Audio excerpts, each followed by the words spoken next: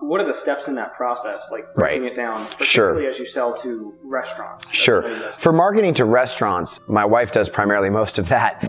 One of our concepts for marketing as well is to try and realize a lot of the marketing rules. And that is, a lot of it is statistics and percentages, realizing that a lot of it you're selling to women. So understand that, have women do your marketing, and realizing that most of the food that is purchased in America is purchased, that actual decision of pulling it off the shelf, taking it to the register and buying it, is being made by a lot of females. Not everybody, but a larger percentage. Right. So when you go to that marketing perspective, you're connecting with mothers, people who are of that gender, and so there's that going on. And so it's important to just realize that. So my wife does a lot of the marketing because she can connect directly with them on a real life level. And so those can, they can share that relationships, those stories, those, my kids are driving me crazy today type stuff. That's things that they can connect with.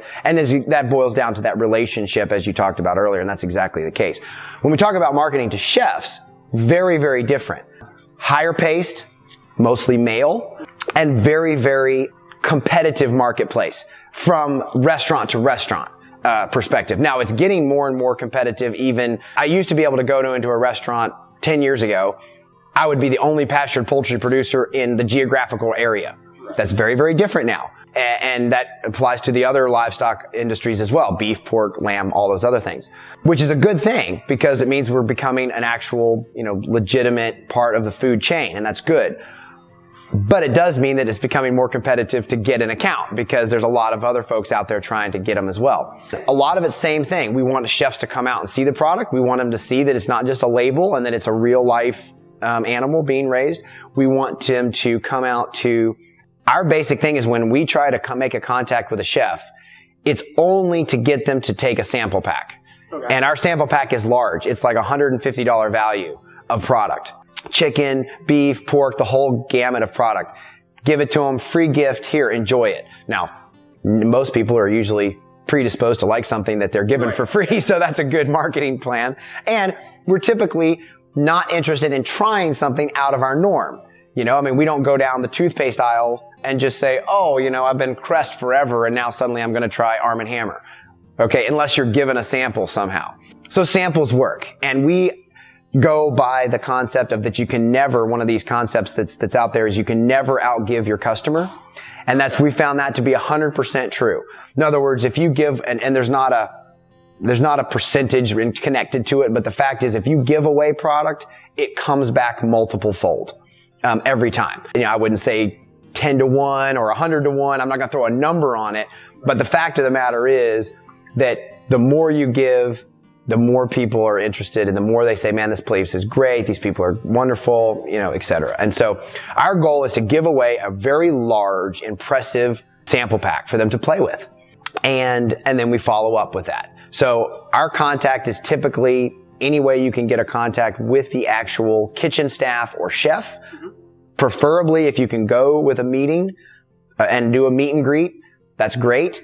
Typically, it's an elevator speech. You need to have 30 seconds, and that's about as much as these high-paid, fast-paced chefs have. They really don't have any time. And so you want to walk in, give them the sample pack, give them your minute-and-a-half elevator speech, and get out of their way, essentially. Not a lot of literature with it, maybe a price list, but essentially the product.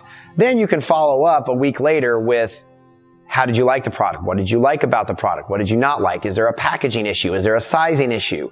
And a lot of it is, of course, the biggest part, and my wife can speak to this more specifically than I can, but a lot of it is all in background.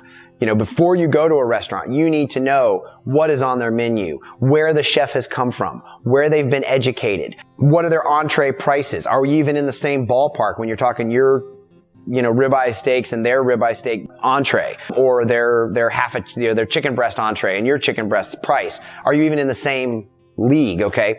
All that research has to be done beforehand, and that's the beauty of the internet and the ability to do research and Google things.